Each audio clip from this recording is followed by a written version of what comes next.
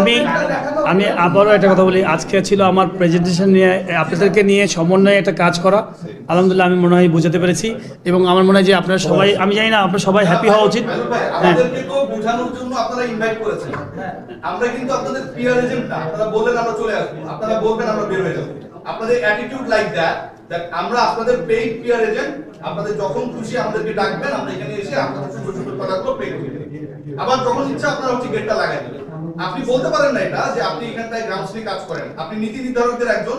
So আমার কাছে মনে হয় যে বলটা লিড করার আগে অ্যানসারগুলো দেওয়া দরকার। আপনি মনে করেন আমরা আপনাদের পিয়ার এজেন্ট? আচ্ছা দেখেন, আমরা কিন্তু এত সুন্দরভাবে এত সুন্দর কথা বলেছি। আমার মনে হয় আপনি না, কোশ্চেনটা আপনি এমনভাবে বলছেন আপনি ভিউয়ার্স বাড়ানোর জন্য, ঠিক আছে?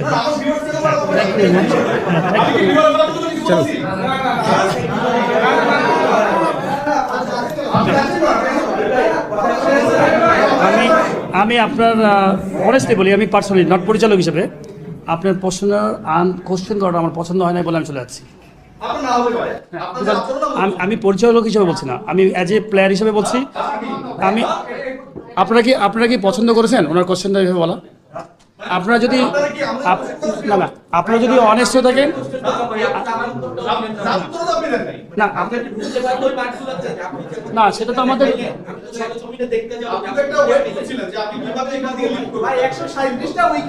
আচ্ছা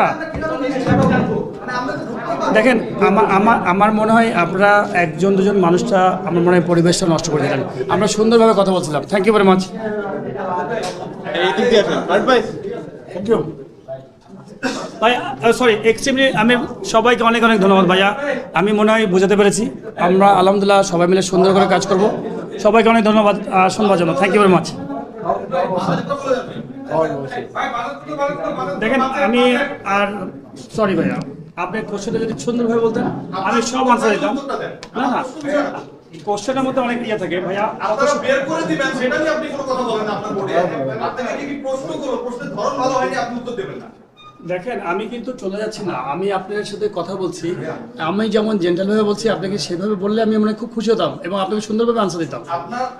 আপনার বোর্ডের আমাদের প্রতি যে আচরণটা ছিল সেটা কি জেন্টাল ছিল ভাই? দেখেন আমি কিন্তু আজকে প্রেজেন্টেশন দিতেছি গ্রাউন্ডস রিলেটেড। হ্যাঁ সেই কারণে তো আপনি আমাকে দেখেছেন, তাই না? হ্যাঁ জি, বাইরে থাকতাম সেই প্রশ্নই তো করছি। আমি কিন্তু সেই কারণে বাইরে থাকতাম না, বুঝিনি আমি কথা।